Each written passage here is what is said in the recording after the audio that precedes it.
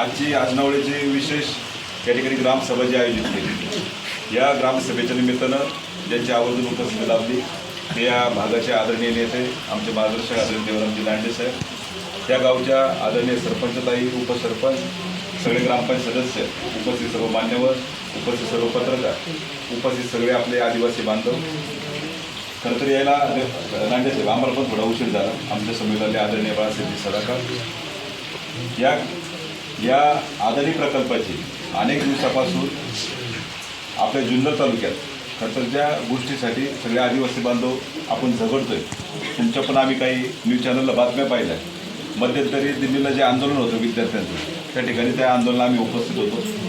माळशेज घाटात जे करंदळ्यामध्ये जी परिस्थिती उद्भवली तिथं आमचे 2-3 दिवस गेले, पण इथे यायला थोडा उशीर झाला.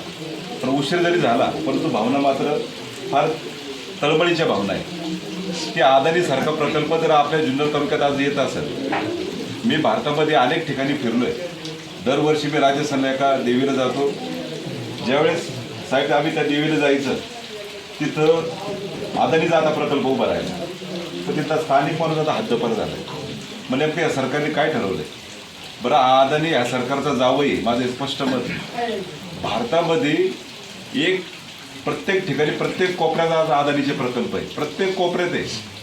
आज अदानी भोरांडे तर आज आपल्या आडुशी अशा पद्धतीने जर जमीन अधिग्रहण करणार असेल, आमच्या लेकरांनी काय करायचं? यांचं भवितव्य काय आहे? म्हणजे सरकारला वाटतं की आम्ही नक्षलवादी व्हायचं.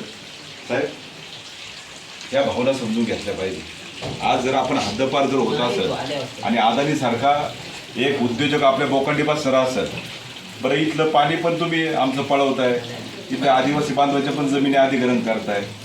पण ही फक्त भावना फक्त आदिवासी बांधवांमध्ये नाही, संपूर्ण जुन्नर तालुक्यात आहे. हा लढा संपूर्ण जुन्नर तालुक्याचा आहे. हा फक्त आदिवासी बांधवांचा नाही, सगळ्या तालुक्याचा लढा आहे.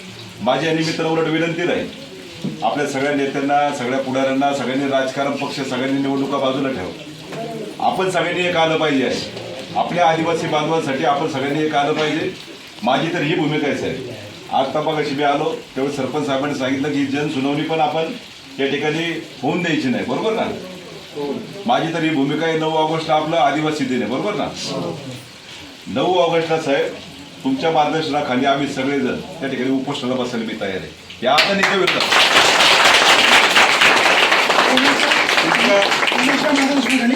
आपल्या सगळ्या आदिवासी बांधवांच्या मार्गदर्शनाखाली साहेब यांची सगळ्यांची जर साथ असेल, आदरणीय लांडे साहेब तर या गोष्टीसाठी लढा देत होते, सगळेजण लढा देत होते. परंतु आपण सगळ्यांनी जर असा लढा उभा केला, जुन्नरच्या छत्रपती शिवाजी महाराज पुतळ्याचे तर मी स्वतः उपोषणाला बसणार आहे. अनेक सहकारी तुमच्यासारखे आदिवासी बांधव त्या ठिकाणी सगळ्यांनी यावं. परंतु या भावना फार तीव्रतेच्या आहे. आज जर ही तीव्रता या सरकारला गेली नाही ना, अहो आज भारतामध्ये अनेक ठिकाणी अदानी घुसला आहे आणि आपण पाहतो की तिथला स्थानिक माणूस हद्दपार झाला आहे. बरं, तुम्ही अदानी प्रकल्प तिथं देताय, अशा अनेक ठिकाणी मी पाहिले, परंतु तिथल्या स्थानिक माणसाचं काय याचा विचार मात्र सरकार करत नाही. आज केंद्र सरकार असेल, राज्य सरकार असेल, यांनी अदानीला त्या ठिकाणी आपण पाहतोय की काश्मीरपासून तर कन्याकुमारीपर्यंत मध्यंतरी निवडणूक पक्ष सगळ्यांनी बाजूला ठेवा, परंतु राजसाहेब ठाकरेंचं एक महानगरपालिकेच्या निवडणुकीचं भाषण आहे अदानीच्या विरोधात. तुम्ही ते आवर्जून बघा. या अदानीने किती पोखरले आणि अदानी कधीपासून या ठिकाणी फणा काढून बसलाय. आपल्या काही 10 ते 15 वर्षापासून अदानी आपल्याला माहीत झाला आणि अदानी हा संपूर्ण भारतावर त्यांनी 1 इंच त्या ठिकाणी सगळीकडे पोखरून ठेवले. आणि आज जर जुन्नर तालुक्यात जर येत असेल तर माझा अदानी प्रकल्पाला खरं तर या माध्यमातून सांगणं की छत्रपती शिवाजी महाराजांचा हा जुन्नर तालुका आहे. इथे ही संघर्षाची भूमी आहे. आदरणीय राघोजी भांगरे साहेब असतील, बिरसा मुंडा साहेब असतील, राया ठाकर असेल, ही संघर्षाची भूमी आहे आणि आपल्या त्या गोष्टीची जाण आहे. आपण सगळे आदिवासी बांधव आपण सगळेच या ठिकाणी एकत्र पद्धतीने लढा देऊ. मी तुमच्यातला एक घटक आहे, काय काळजी करू नका. तुमच्यासाठी लढा आपण सगळ्यांनी जण उभा करू, एवढीच माझी या माध्यमातून विनंती आहे. आणि 9 ऑगस्टला जुन्नरच्या छत्रपती शिवाजी महाराजांच्या पुतळ्याजवळ या उपोषणाला सुरुवात होईल. त्याच्या अगोदर सगळे कलेक्टर असतील, तहसीलदार साहेब असतील, यांना सगळा पत्र व्यवहार होईल. परंतु आपल्याला काही जरी झालं, उद्या पार आम्हाला त्याच्यात जर मरण जरी आलं, परंतु अदानी प्रकल्प आम्ही या ठिकाणी होऊन देणार नाही. हे आता 100% आम्ही विडा उचललाय. त्या विड्यात तुम्ही सगळ्यांनी सहभागी आहोत. आजपर्यंत आपल्या जुन्नर तालुक्याची संघर्षभूमी, छत्रपतींना आपल्यासारख्या मावळ्यांनी साथ दिली म्हणून स्वराज्य उभं राहिले. आपल्याला काही झालं तरी लढा उभा करायचा आहे आणि अदानीला काही झालं तरी इथं येऊन द्यायचं नाही, तर हद्दपारच करायचं. हा सगळ्यांनी खरं तर हा सगळ्यांनी विडा उचलावा. तुमची सगळ्यांची साथ आहे का मला? लांडे साहेब तुमची साथ आहे आहे ना का? मग आज आम्ही आज घेत कधी. हे असे मार्गदर्शक आपल्या मागं आहेत, त्या काळजी करू नका. हा तरुणांचा लढा आहे, आपण सगळ्यांनी उभा करू.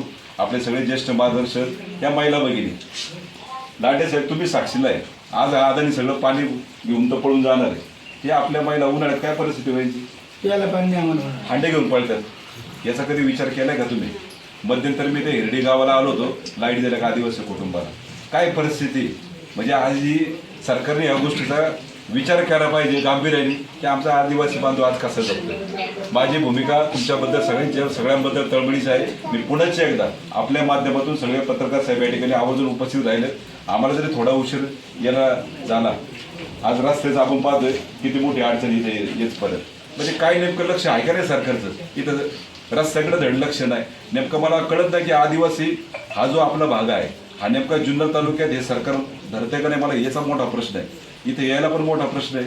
रस्त्याने मला असं वाटतं ज्यावेळेस महिला भगिनीची आमची एखादी डिलिव्हरीची वेळ येत असेल, काय करायचं महिला भगिनी? आमच्याकडे तीच आता आली परिस्थिती, कारण रस्ता पण नाही आमच्याकडं. आणि एखादी महिला डिलिव्हरी न्यायची तिथून आम्हाला 3 ते 5 किलोमीटर महिला आणावं लागते गाडवरच्या स्टॉपला आतापर्यंत. साहेब, ती बिकट परिस्थिती आहे आमची. या सर्वसामान्य जनतेच्या साहेब भावना आहेत. त्या भावना खरं ओळखून घेतल्या पाहिजे. ते आडोशी गावचे आहेत. आडोशी गाव म्हणजे वस्ती रहिवासी. आहे. त्यांची परिस्थिती सांगतात ते. आणि तुम्ही माझी म्हणजे आमची जर 60-60 हजार परिस्थिती कोटीचे आम्ही प्रोजेक्ट आज जिथं आणता, जर तुम्ही 1 कोटीचा रस्ता देऊ शकत नाही आणि त्या परिस्थितीत त्यांची असेल. ताई, तुमच्या भावना पाहून खरं तर मन व्यथित होते. सगळ्या माझ्या अनेक आदिवासी बांधव माझे मित्र आहे, सगळ्यांनी फोनद्वारे पण कळवले. या सगळ्या भावना पाहून खरं मन व्यथित होते. तुम्ही काळजी करू नका. तुमचा एक भाऊ म्हणून आम्ही त्या ठिकाणी उभं राहू. आदरणीय सगळेजण तुमच्या सोबत आहोत, एवढंच मी या निमित्तानं सांगतो. या ठिकाणी मला बोलायची संधी दिली त्याबद्दल आजनावळे ग्रामस्थांचे, सगळ्या ग्रामपंचायतचे, या ठिकाणी ग्रामस्थांचे या ठिकाणी मी मनापासून आभार व्यक्त करतो. धन्यवाद.